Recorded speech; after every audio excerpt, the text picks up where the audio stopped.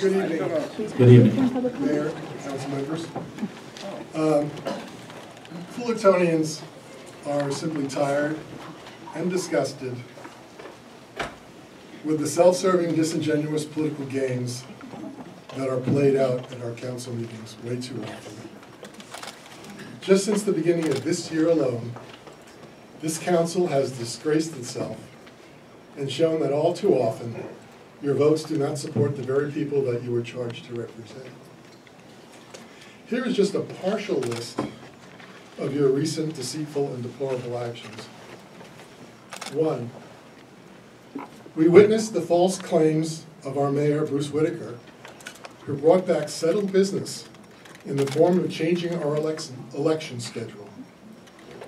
This will result in allowing Greg Seaborn to run for re-election in 2018 in the 3rd District after serving his full 4-year term.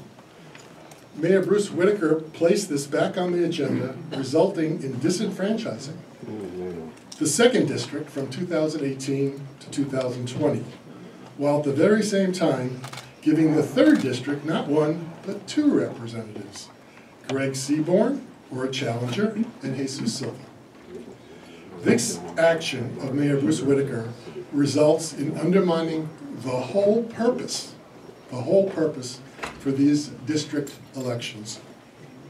2, the council continues to ignore the will of the people by approving Agenda 21 high-density buildings.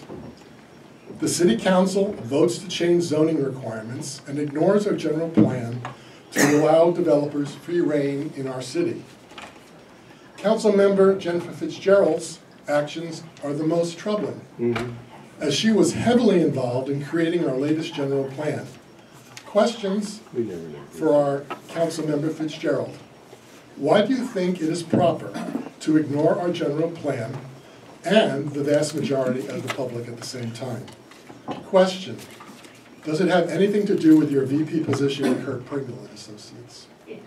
3, finally, the city attorney's arguments to repeal Ordinance 3149, our former child sex offender residency restriction law, misrepresented important facts and misled the public about the legal status of that specific ordinance. The council's unanimous decision to turn its backs on our children because of a convicted child sex offender, not even living in Southern California, filed 17 lawsuits throughout the state is shameful. Our city council did not want to spend the relatively few dollars defending a very good law. The residency restrictions only apply to child sex offenders, not all sex offenders, which has not, and I've said this before here, not been adjudicated by any California court. Thank you. There was simply no justifiably good reason to repeal it at this time.